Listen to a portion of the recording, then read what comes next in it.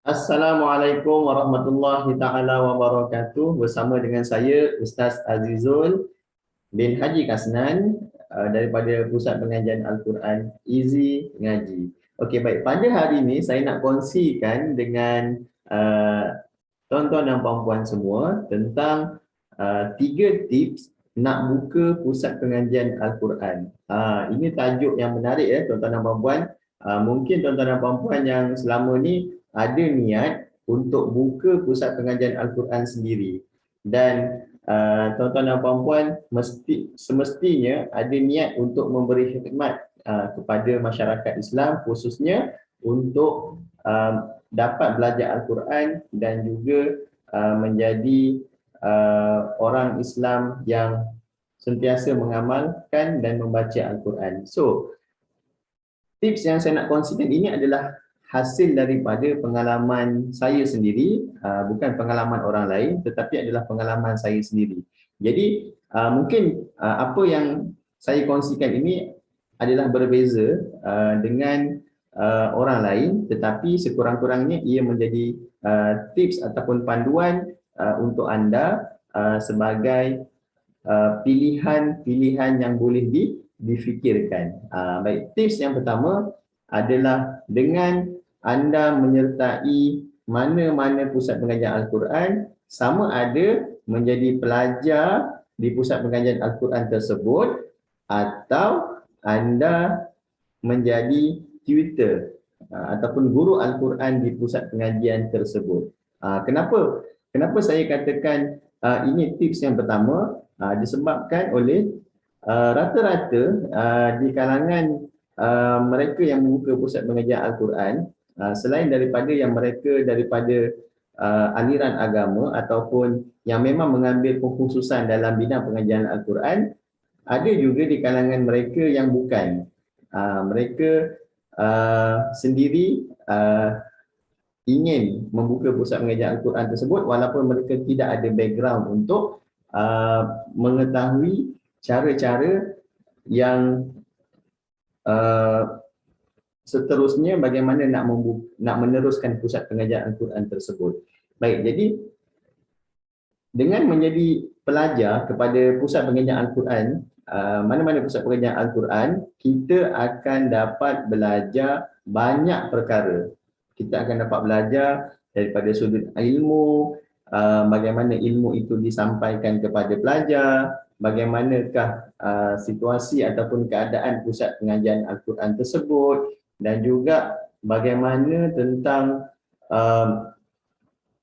pengurusan-pengurusan pusat pengajian Al-Quran tersebut daripada sudut pandang seorang pelajar. Itu yang pertama. Dan selain itu, apa yang saya beritahu tadi adalah kita menjadi sebahagian daripada pihak pengurusan ataupun menjadi guru Al-Quran di situ. Sekiranya kita memang ada ilmu untuk kita berkongsi kepada masyarakat, jadi kita boleh menawarkan diri untuk menjadi sebahagian daripada tenaga pengajar.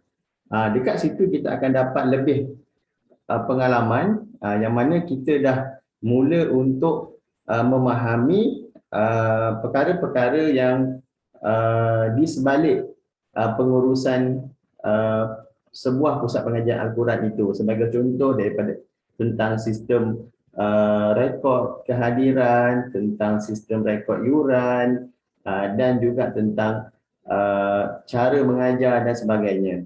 Itu adalah bonus untuk kita bagi peringkat permulaan.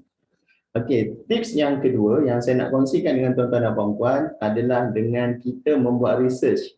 Macam mana yang dikatakan dengan research tu tadi adalah dengan kita study tentang macam mana pusat pengajian Al-Quran ini beroperasi, daripada pukul berapa sampai pukul berapa, bagaimanakah pengambilan pelajar dibuat, bagaimanakah pengurusan guru itu dijalankan, bagaimanakah pengurusan fasilitis pusat pengajian Al-Quran itu diuruskan, siapakah yang perlu ada dalam satu-satu pusat pengajian Al-Quran daripada sudut pengurusan, siapakah orang yang akan menguruskan pelajar, siapakah orang yang akan menguruskan yuran, dokumen-dokumen dan sebagainya. Okey, dekat situ tuan-tuan dan puan-puan, kita akan mula nampak dan kita akan lebih clear dengan apa itu pusat pengajian Al-Quran. Dan research ni sangat penting tuan-tuan dan puan-puan, dan mungkin akan mengambil masa yang sedikit lama, tetapi itu lebih baik. Dengan membuat research di banyak tempat pusat pengajian Al-Quran, dengan bertanya dan sebagainya, tuan-tuan dan puan-puan akan dapat view yang lebih luas lagi. Bagaimana kita nak membuka pusat pengajian Al-Quran itu daripada peringkat asas, berdasarkan kepada kemampuan kita pada masa tersebut. Baik, itu adalah tips yang kedua dengan cara kita membuat research ataupun kita study tentang selok-belok bagaimana untuk membuat ataupun untuk membuka pusat pengajian Al-Quran. Dan tips yang ketiga adalah fill in the blank. Apa maksud fill in the blank, tuan-tuan dan puan-puan? Hasil daripada research ataupun kajian yang tuan-tuan dan puan-puan buat berdasarkan kepada pusat pengajian Al-Quran yang tuan-tuan dan puan-puan lihat, mungkin ada 4 atau 5 yang tuan-tuan dan puan-puan dah tengok dan sebagainya. Dekat situ tuan-tuan dan puan-puan fill in the gap. Okay, fill the gap. Okay, atau fill in the blank. Maksudnya apa kekurangan ataupun apa kelebihan pusat pengajian Al-Quran tersebut. Kalau ada 5, kita senaraikan. So apa yang lebih, apa yang kurang, apa yang perlu ditambah baik, apa yang perlu diimprovekan. So kita buat senarai tersebut. Daripada senarai tersebut, bila kita nak buka pusat pengajian Al-Quran kita sendiri, kita akan jelas dengan perkara-perkara yang mungkin menjadi keunikan bagi pusat pengajian Al-Quran kita.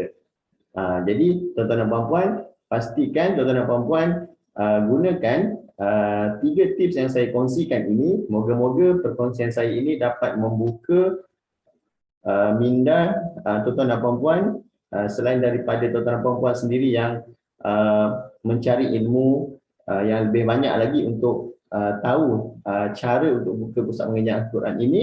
So saya doakan tuan-tuan dan puan-puan mendapat sedikit manfaat untuk dipraktikkan untuk membuka pusat pengajian Al-Quran. Itu sahaja daripada saya, 3 tips nak buka pusat pengajian Al-Quran. Terima kasih dan Assalamualaikum.